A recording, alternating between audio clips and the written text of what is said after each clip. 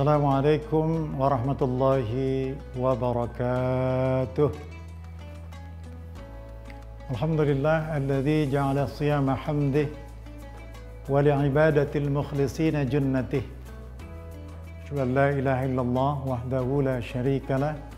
Asyhadu anna Muhammadan abduhu wa rasuluh man la nabiyya ba'dah. Para pemirsa Polri TV dan radio yang dimuliakan Allah Subhanahu wa Ta'ala.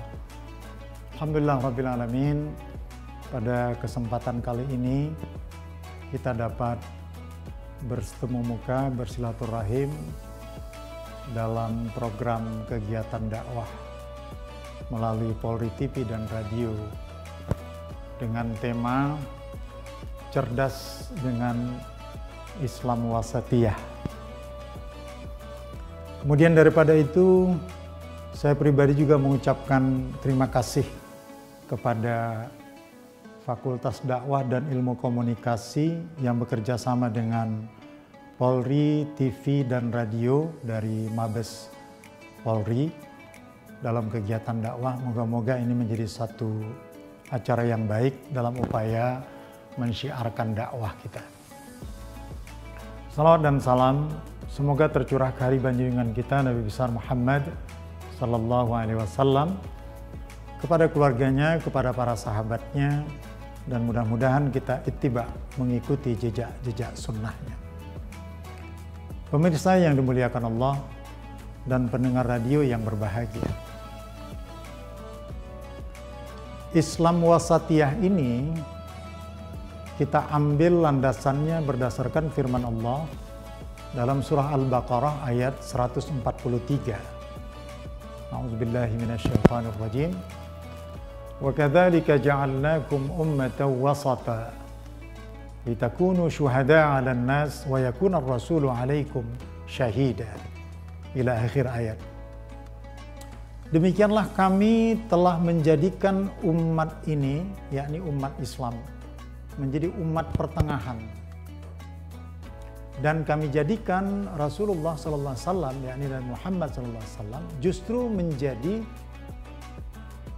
penegak dan juga penyebar Islam pertengahan itu. Wa yakuna ar-rasulu 'alaikum syahida, dan kami jadikan seluruh para nabi dan rasul juga menjadi saksi atas ajaran Islam yang pertengahan itu. Kita ingin melihat sebenarnya ada 6 prinsip yang menjadi dasar ketika kita berbicara Islam Wasatiyah. Prinsip pertama adalah menegakkan keadilan. Ya. Keadilan ini ditegaskan oleh Allah Subhanahu wa Ta'ala, walau ala anfusikum, keadilan untuk diri kita sendiri, awil walidain, dan juga kepada kedua orang tua, wal aqrabin, dan juga kepada kerabat. Begitu juga yang terdakwa itu kaya atau juga miskin. Karena ada kecenderungan ketika dia seorang yang kaya, maka diringankan hukumannya. Tapi sebaliknya, manakala dia orang yang miskin, maka hukumannya akan dimaksimalkan. Luar biasa penegasan Allah dalam surah An-Nisa ayat 135 tentang bagaimana penegakan hukum itu secara adil kepada diri, kepada orang tua, maupun kepada kerabat. Prinsip keadilan ini juga disinggung oleh Allah Subhanahu wa Ta'ala di dalam Al-Quran surah Al-Ma'idah ayat 8, yang kecenderungan manusia tidak bisa melakukan keadilan manakala dia disertai oleh emosi, kebencian, ataupun kemarahan. Wala yajrimannakum sana'anu qaumin ala alla ta'dilu. Janganlah disebabkan kemarahanmu kamu menjatuhkan hukum yang tidak adil kepada suatu kaum. I'dilu, berlaku adillah. Ya. Sesungguhnya perbuatan adil itu lebih dekat kepada ketakwaan. Jadi prinsip yang pertama adalah keadilan. Yang kedua, Islam Wasatiyah itu adalah berorientasi kepada kemaslahatan.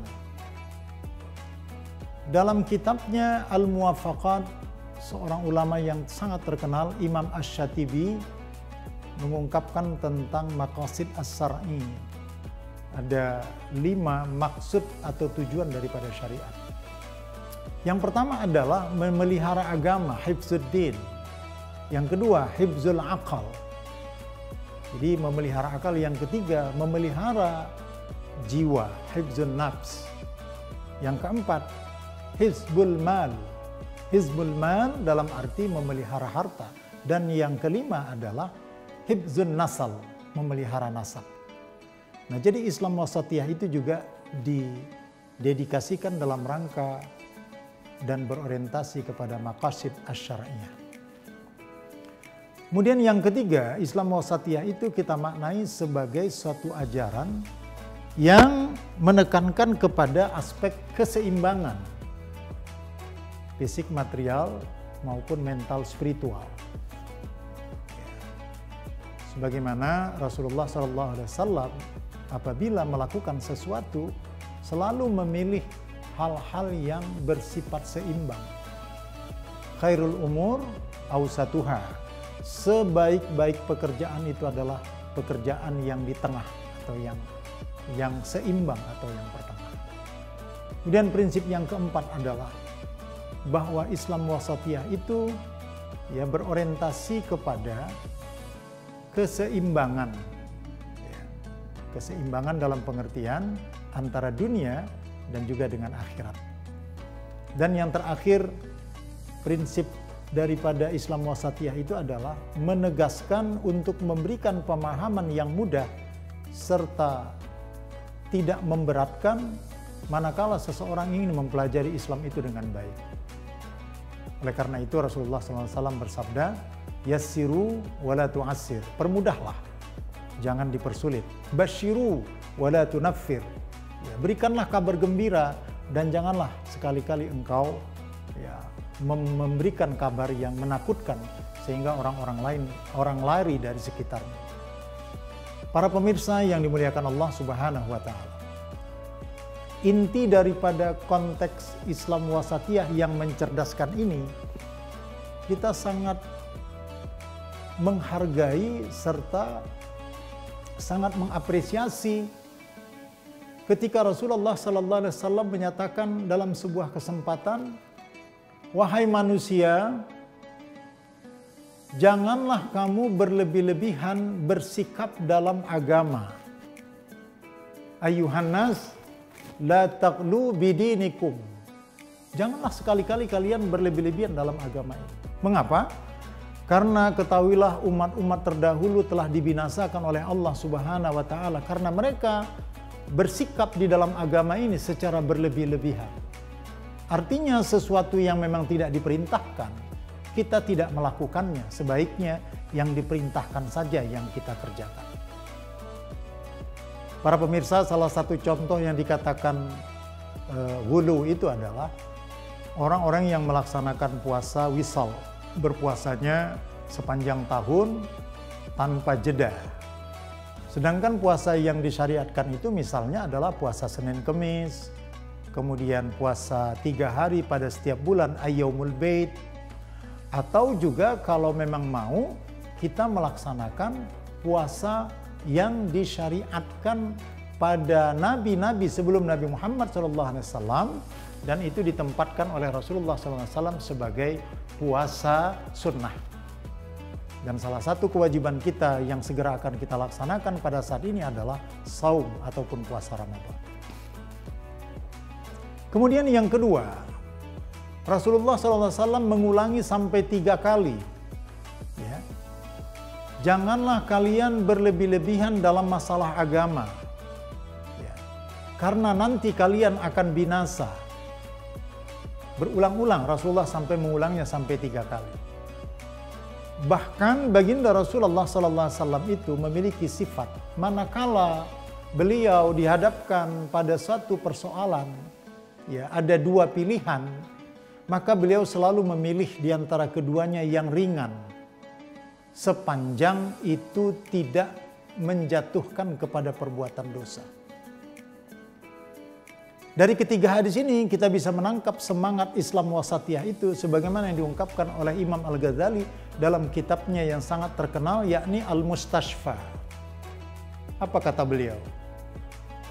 Naluri manusia itu pada dasarnya cenderung kepada kenikmatan. Dan salah satu bentuk kenikmatan yang diberikan Allah Subhanahu wa Ta'ala kepada kita umatnya adalah bahwa ajaran agama itu adalah mudah,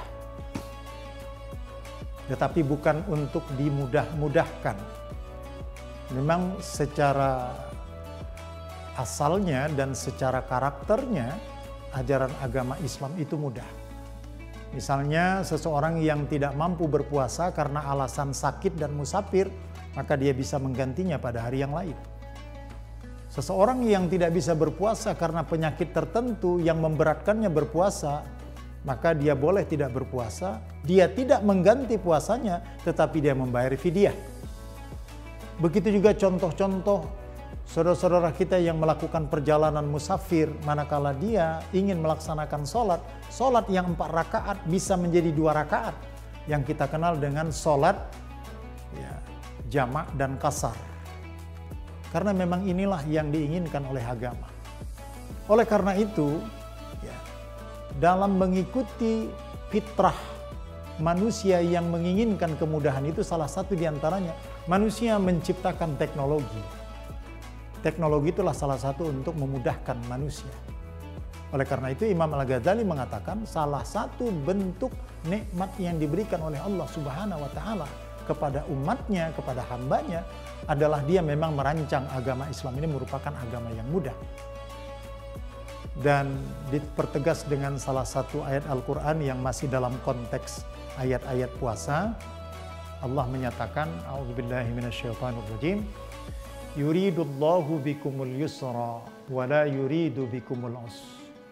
Allah menginginkan kemudahan bagimu dan Allah tidak menginginkan kesulitan bagimu.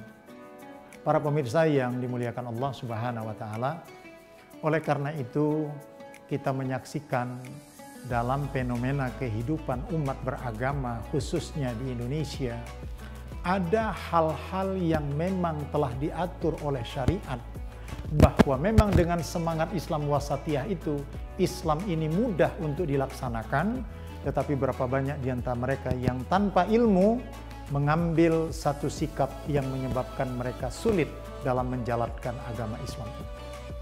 Saya kira ini yang dapat saya sampaikan dalam kesempatan ini, mudah-mudahan ada manfaatnya. Lebih dan kurangnya saya mohon maaf. Billahi taufiq wal hidayah. Assalamualaikum warahmatullahi wabarakatuh.